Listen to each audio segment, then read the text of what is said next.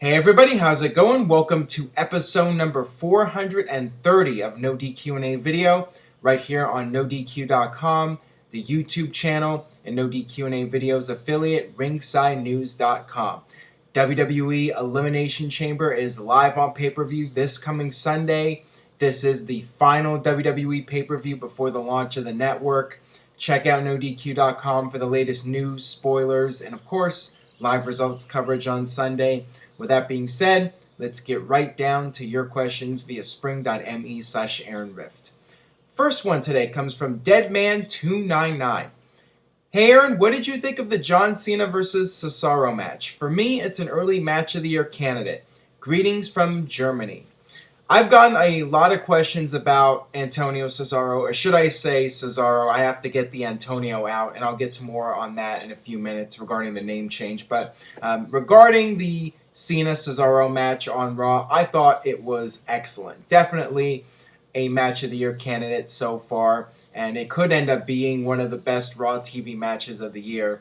And I also want to mention the Randy Orton-Cesaro match on SmackDown. That was another excellent match. Both of them were really good, above-average matches. And, regarding Cena and Cesaro, I've seen a lot of comments online, oh, Cesaro did such a tremendous job carrying the match. But John Cena took a lot of bumps in that match, and he sold the moves. And to me, it takes two to tango, and John Cena, I think, deserves a lot of credit and respect for making Cesaro look good, and Cesaro looked good on his own. I mean, he did an excellent job, and he stepped up to the plate. I mean, this was a big opportunity for him to be in these matches, and, this leads me to the next question here from Jai Joaba. With Cesaro having two impressive weeks and being in the Elimination Chamber main event, do you think WWE will give him a good push? Please answer in video. I'm really hoping so. I hope that WWE took notice. They gave him an opportunity, and he went out there and he was performing at the level of the main eventers. He went out there and held his own with Randy Orton and John Cena, two of the biggest stars of the past 10 years. And Cesaro was at their level. So I think that he really did have a breakout week, and he will be in the Elimination Chamber main event. My concern is that they will give up on him. They will push him for a bit, and then he'll end up like another Kofi Kingston or another Del Rio, another guy that gets a big push, The Miz. There's so many guys that have gotten big pushes, and then WWE gives up on them right away. So I'm really hoping that he doesn't do a quick job at the Elimination Chamber. And that was my initial thought when he was announced for the match. Oh, they got to have a guy who's going to be the first or second person eliminated. But he's picked up a lot of momentum coming off SmackDown and Raw. So hopefully, he has to lose unless WWE goes crazy and has him win the whole thing, which I think is highly unlikely. But in all likelihood, he'll probably be one of the first people out. So I'm hoping they can come up with something to make him look strong and continue to push him leading up to WrestleMania. I think that you need to give him some kind of big role at WrestleMania. I think it would be a huge mistake to leave him off the show or put him in a pre-show match or whatever. I think that would be a sign that WWE's already given up on him. All right, this next one comes from CapLibNews1. Hey Aaron, simple question. Why in the blue hell did John Cena have to win? He didn't need it, Cesaro did. Cena didn't have to win to be over, bah. I don't really think it was a bad thing that John Cena won the match. I mean, Cesaro did beat Randy Orton, the WWE World Champion, on SmackDown.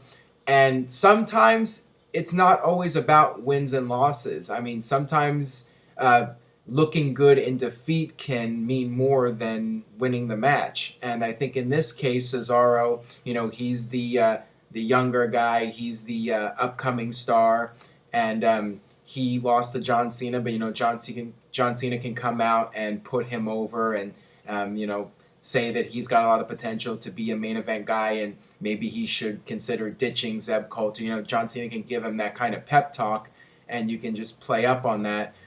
So I don't think it was a negative that Cena won the match. I think that considering the fact that Cesaro would still be considered a WWE rookie, it's okay for him to lose and then come back and eventually get a big win, maybe over John Cena or somebody else. But, I really had no issue with that, with Cena winning that match.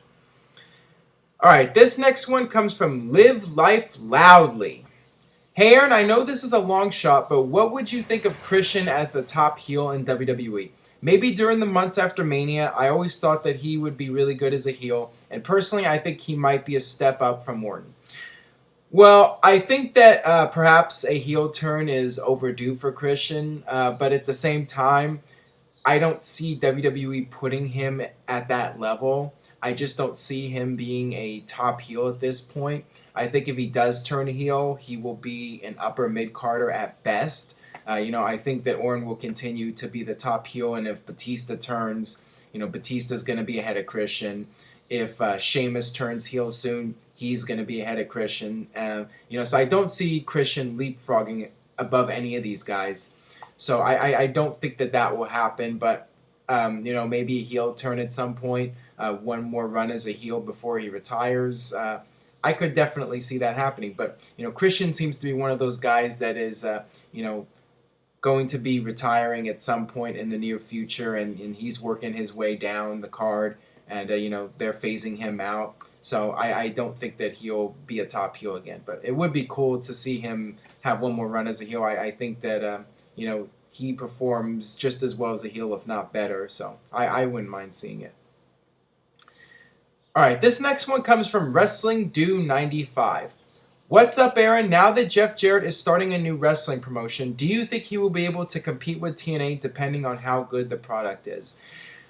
Well, I think the key, if Jeff Jarrett is going to start up a new promotion, I think that you will absolutely need some kind of television deal to even have a shot, realistically, at surviving in the long run. I don't know what Jeff Jarrett has planned exactly, but if he's going to try and start up a new national promotion to go head-to-head with TNA and maybe even eventually be competitive with WWE, he's going to need a good TV deal. And, it's going to be a long shot. It's going to be a tough road ahead to start up a new promotion and have it be financially successful. So time will tell, and hopefully he has a good plan as to what to do. And, if he has the right people working for him and he has the money, there'll definitely be some potential. And if they could somehow get a deal with Spike and TNA loses Spike, I mean, that would be huge for Jeff Jarrett. But, we'll have to wait and see where things go with that. But it's going to be a tough battle for him, no question. All right, this next one comes from Anti-Stress Kid. Hey, Aaron, who do you think will most likely face Daniel Bryan at WrestleMania 30? Kane, Triple H, Undertaker, Orton, and Batista. Well, as of right now, it seems like it's going to be Daniel Bryan versus Triple H at WrestleMania.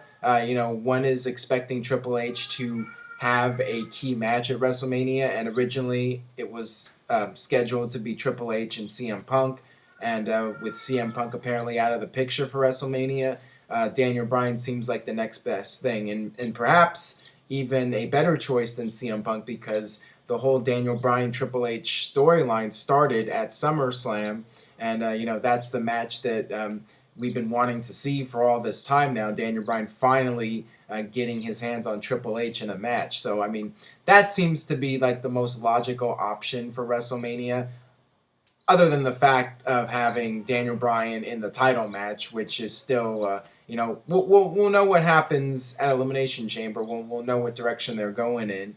But if they're not putting Bryan in the title match, which in my opinion is still what they should do with him, then the next best thing is to do Daniel Bryan and Triple H.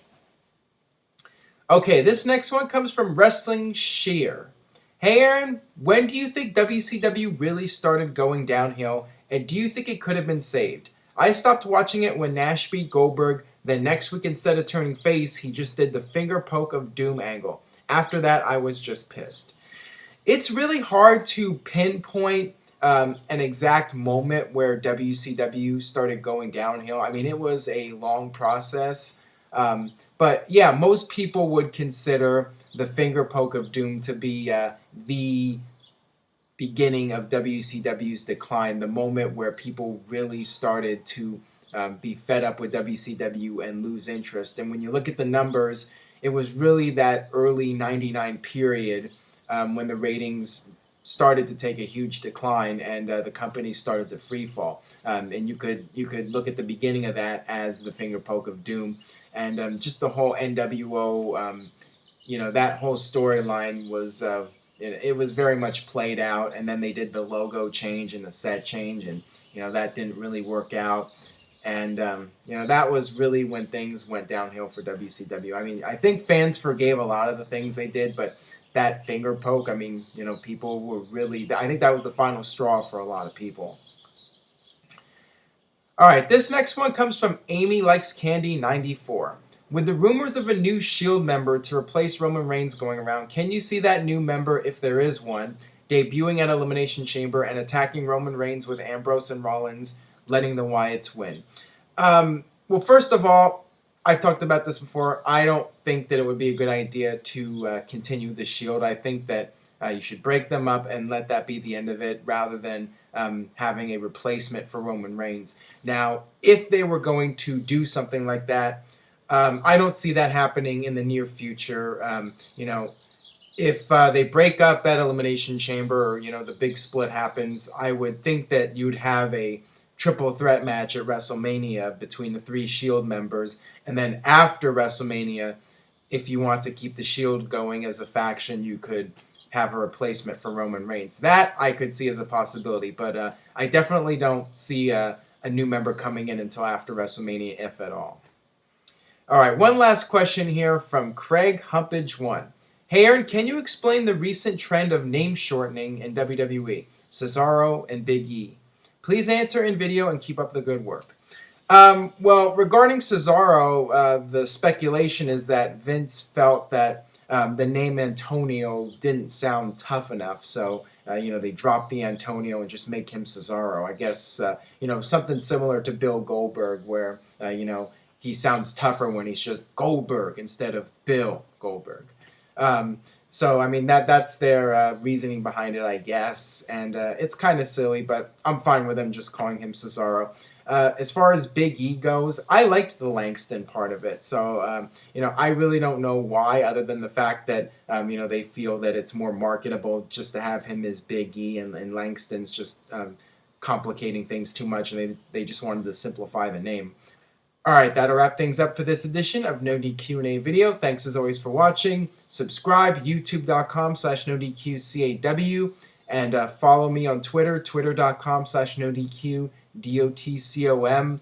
I will be tweeting my thoughts on Elimination Chamber, my live Elimination Chamber thoughts this Sunday, so check that out. And I will see you guys next time for another edition of NoDQ&A video.